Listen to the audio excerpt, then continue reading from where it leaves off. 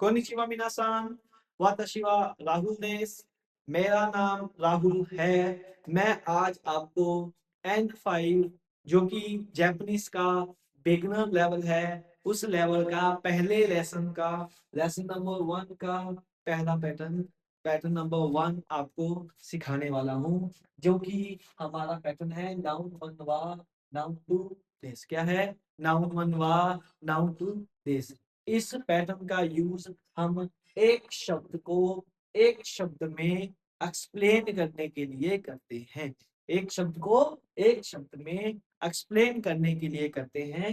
चलो, इस पैटर्न को अगर हम ब्रीफ करें तो हम सीखते हैं कि जो नाउन वन होता है वो हमारा टॉपिक और सब्जेक्ट होगा। टॉपिक यानी कि जो शब्द आगे एक्सप्लेन होने वाला हो। सब्जेक्ट यानी कि सम टाइम सब्जेक्ट को एक्सप्लेन किया जाता है और सम टाइम वो कोई एक्शन करता है। सब्जेक्ट यानी कि मान लो मैं कहता हूँ कि राहुल टीचर है। क्या बोलता हूँ? राहुल टीचर है। तो राहुल एक ऐसा वर्ड है जो कि एज ए सब्जेक्ट एक्सप्लेन होने वाला है टीचर में। लेकिन अगर मैं बोलता हूँ कि राहुल जापानीज पढ़ेगा, क्या बोलते हैं? राहुल जापानीज पढ़ेगा। तो राहुल एक ऐसा सब्जेक्ट है जो कि एक्शन करने वाला है। ठीक है जी। इसके बाद आता है हमारे पास देश, जो कि यहाँ पे लिखा हुआ है। देखो, जो देश है वो हमारा as a is am are meaning को एक्सप्लेन करता है। किसका मीनिंग एक्सप्लेन करता है? इज एम आर मीनिंग को एक्सप्लेन करता है। देखिए, देखिए जैसे आपने पढ़ा है बचपन से कि इज एम आर इंग्लिश में हेल्पिंग वर्ब की तरह काम करते हैं। लेकिन इसी के साथ साथ हमने ये भी पढ़ा कि इस का मतलब है आता है, एम का मतलब हूं आता है और आर का मतलब हो आता है, जो कि हमने हिंदी में पढ़ा। अब जब हम कोई जापानीज लैंग्वेज का स्ट्रक्चर बोलते हैं तो वो स्ट्रक्चर हिंदी के साथ काफी मिलता जुलता होता है। इसी के कारण मैंने इस एम आर के मीनिंग को भी हिंदी में लिख के दिया है ताकि हमें जल्दी से जल्दी समझ आ सके। देखिए, देश इस एम आर के मीनिंग को रखते हुए हमेशा सेंटेंस को कंप्लीट करने के लिए यूज किया जाता है। किसके लिए कहता है? कंप्लीट करने के लिए किया जाता है और सेंटेंस के आखिर में मींस अंत में आता है।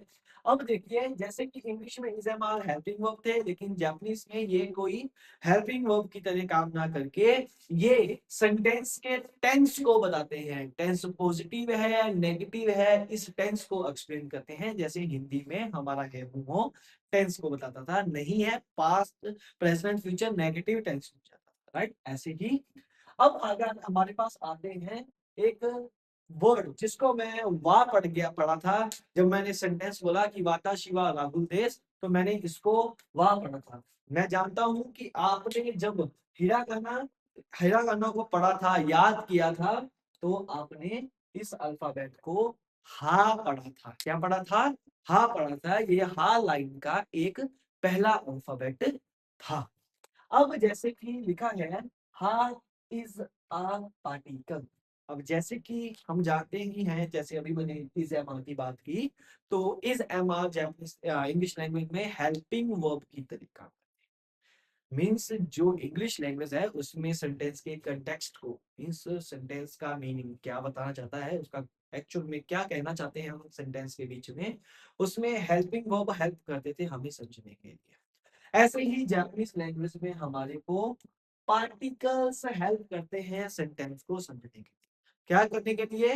पार्टिकल्स हेल्प करते हैं सेंटेंस को समझने। अब जैसे कि ये जापानीज लैंग्वेज का पहला पार्टिकल है। जापानीज लैंग्वेज जब आप पढ़ना शुरू करते हो तो आपको पहला पार्टिकल मिलता है, वो है वहां पार्टिकल। अब आप मैं फिर बात बोल रहा हूँ, आप लोग इसको हाँ पढ़ते हो, तो कहता है is use as helping verb. अब जैसे कि पार्टिकल है, ये एज ए हेल्पिंग वर्ब काम करते हैं। हेल्पिंग वर्ब बोल लो चाहे आप पार्टिकल बोलो, पार्टिकल के तरीके से काम करते हैं, वही हेल्पिंग वर्ब होते हैं जो कि सेंटेंस को समझने के लिए हमें हेल्प करते हैं, राइट? कहता है it will read as while using as particle. क्या कहता है? इट विल रीड एज वाव। सो बेसिकली इसको जब भी इस अल्फाबेट, ये जो हा नाम का अल्फाबेट था, इसको आप जब भी एज ए पार्टिकल यूज करोगे, इसको हा ना बोलकर वाह बोलेंगे। क्या बोलेंगे? वाह बोलेंगे। अब देखिए इस पार्टिकल का काम क्या होगा, इस पार्टिकल का काम क्या होगा। ये टॉपिक, ये टॉपिक और सब्जेक्ट मार्कर के बेस पे काम करेगा। सब्जेक्ट मार्कर का काम करेगा और टॉपिक मार्कर का काम करेगा। कैसे काम करेगा? उस टॉपिक और सब, जैसे कि टॉपिक और सब्जेक्ट नाउन वन था ना, उसके बाद वह पार्टिकल लग के उसको मार्क करेगा। क्या करेगा? मार्क करेगा। अब जैसे कि अभी मैंने बोला था मैं राहुल हूं। इंग्लिश में हम बोलते हैं इसी सेंटेंस को आई एम राहुल। क्या बोलते हैं? I am Rahul. अब इसी को जानने को बोले तो उसके लिए हमें कुछ शब्द चाहिए। क्या चाहिए? शब्द चाहिए, जिसमें से एक शब्द है जो कि है आई। क्या है? आई। आई को जापानीज में हम बोलते हैं वाताशी। क्या बोलते हैं जी? ता एंड शी। आप ये इतना ध्यान रखिएगा, जब भी आप उसको पढ़ने लगो, सेंटेंस बनाने की कोशिश करो, तो आपको हिरागाना काता हिरागाना आनी चाहिए और लेसन नंबर 1 की वोकैबुलरी पढ़ी होनी चाहिए। इसकी वोकैबुलरी को पढ़ने का जो लिंक है, मीन्स जो पुस्तक का जो लिंक है, वो मैं अपनी उसमें आई इसके बायो में इसके दे दूंगा। ठीक है जी। जैसे कि वाताशी, आई को बोलते हैं हम वाताशी। क्या बोलते हैं जी? वा वाताशी। पढ़िए जी, वाताशी। अब वाताशी एक मैं राहुल हूँ। आई बेसिकली, अब यहां से आ जाते हैं हम। I am Rahul. जो आई शब्द वाताशी है, वो राहुल में एक्सप्लेन हो रहा है। क्या हो रहा है? राहुल में एक्सप्लेन। तो बेसिकली क्या हुआ? आई शब्द एक ऐसा शब्द हुआ जो कि टॉपिक हुआ। क्या हुआ? टॉपिक हुआ और वो राहुल में एक्सप्लेन हुआ। देखिए, तो ऐसे ही हम देखते हैं कि टॉपिक हुआ, तो टॉपिक कहाँ लिखना है? नाउन वन में। ठीक है जी। तो हम लिखते हैं वा ताशी। उसके बाद क्या आना है? पार्टिकल वा। क्या आएगा? पार्टिकल वा, जिसका काम क्या है? टॉपिक और सब्जेक्ट को मार्क करना। तो अभी के लिए वह पार्टिकल ने वाताशी के पीछे लग के टॉपिक को मार्क कर दिया। क्या कर दिया? टॉपिक को मार्क कर दिया। ठीक है जी। उसके बाद राहुल को हम भी, मैं ऐसे इंग्लिश में भी लिख रहा हूँ क्योंकि राहुल नाउन टू, जो कि एक्सप्लेनेशन होने वाला था टॉपिक और सब्जेक्ट का, नाउन टू में आएगा राहुल। ठीक है। तो उसके बाद एंड करने के लिए क्या होगा हमारे पास? देश। क्या आएगा जी? देश। ठीक है। तो ये हमारा एक सेंटेंस जो कि नाउन वन हुआ, नाउन टू से बना। इसके जो अगले आगे सेंटेंसेस है, सो अभी हम नाउन वन वा नाउन टू देश वाला जो पैटर्न अभी सीखा, उसी पैटर्न को लेके कुछ 3 सेंटेंसेस बनाई। जैसे कि मैंने बोला है you are are student. You are student. ठीक है। जिसको हम बोलते हैं तुम स्टूडेंट हो। जिसको हिंदी में अगर बोले तो क्या बोलेंगे? तुम स्टूडेंट हो। ठीक है जी। अब देखिए, जैसे कि हमें पता है कि हमने सबसे पहले टॉपिक और सब्जेक्ट कौन सा है, उस चीज का पता करना है। अभी के लिए साफ साफ पता चल रहा है कि यू एक टॉपिक और सब्जेक्ट की तरह काम कर रहा है, जो कि स्टूडेंट में एक्सप्लेन होने वाला है। ठीक है जी। अब यू क्या है हमारा? हमने देखो, ये क्या है? यू आर स्टूडेंट, ये एक इंग्लिश का स्ट्रक्चर है, लेकिन हमने अभी जापानीज का स्ट्रक्चर सीखना है। उसके लिए हमने सिर्फ शब्दों को उठाना है और जापानीज के सेंटेंस स्ट्रक्चर के बीच में लगाना शुरू करना है। तो हमारा अगर देखें तो यही चीज को बोलने के लिए हमने यू को पिक करना है, जिसको जापानीज में हम बोलते हैं आनाता। क्या बोलते हैं? आनाता। आ ना ता। अब अनाथा, अनाथा एक ऐसा शब्द है जिसको एक्सप्लेन करने वाले हैं, क्योंकि अनाथा का मतलब है यू। क्या है? यू। एक्सप्लेन करने वाले हैं तो वो एक टॉपिक और सब्जेक्ट की तरह काम करेगा। तो उसको मार्क करने के लिए हम यूज करते हैं पार्टिकल वा। किसका पार्टिकल? वा का प्रयोग करते हैं कि अनाता वा। स्टूडेंट को हम जापानीज में बोलते हैं गाकू से। क्या बोलते हैं? गाकू से। क्या बोलते हैं? स्टूडेंट को हम बोलते हैं गाकू से।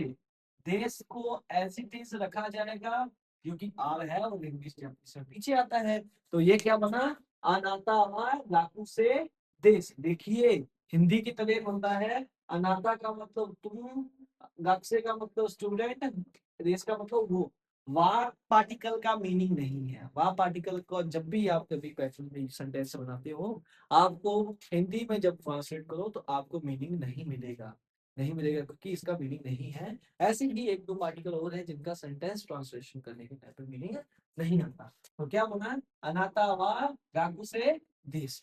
इसी प्रकार हम अगला सेंटेंस बोलते हैं जो कि है सुमित इज अ डॉक्टर। क्या है? Sumit is a doctor. जैसे कि आपने देखा होगा कि मैंने ऊपर वाले सेंटेंस में भी यू आर अ स्टूडेंट ए नाम का जो चीज नहीं लगती जापानीज में, इस ऐसी स्पेसिफिक चीजें नहीं लगती।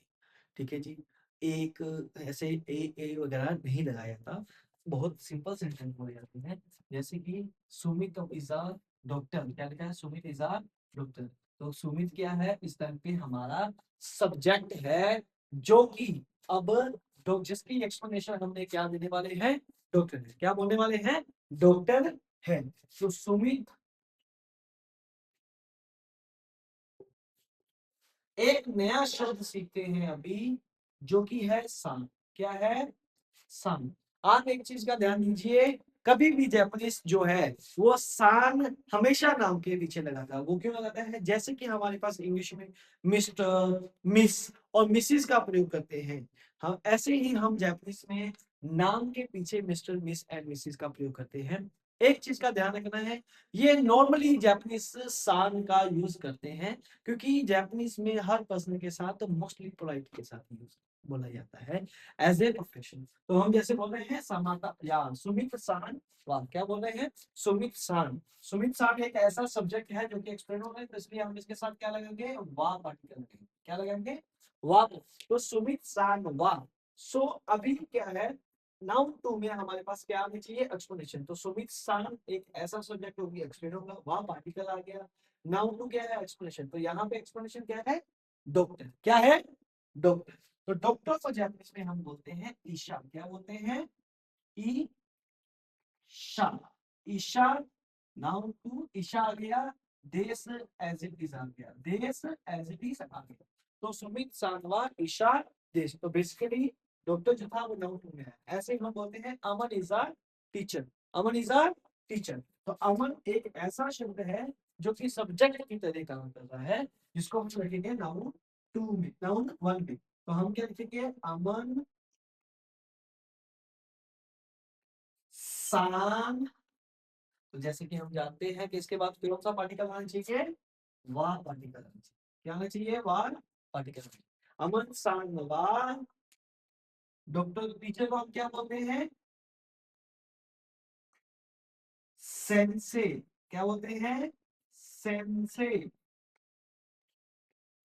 ठीक है। अमन सान वाह सेंसे दिस। Sense this. तो क्या बन गया?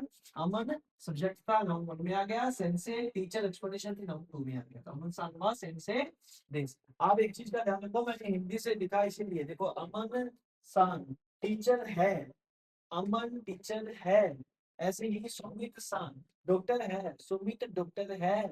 अनातावा गाक्से देश तुम स्टूडेंट हो। समझ गए? अब देखिए इसी प्रकार आपको सेंटेंसेस बनाने हैं। अगर कोई आपको किसी भी प्रकार का प्रश्न या क्वेश्चन आपका डाउट निकलता है, आप कृपया करके कमेंट बॉक्स में कमेंट करके पूछ लीजिएगा। हमारी आज की पहली वीडियो देखने के लिए आपका बहुत बहुत धन्यवाद। कृपया करके अगर वीडियो अच्छी लगी तो इसको हमारे चैनल को सब्सक्राइब करिएगा और लाइक और शेयर शेयर जरूर करिएगा। लाइक और शेयर जरूर करिएगा। अरिगातो गोजाइमास। अरिगातो गोजाइमास। Thank you.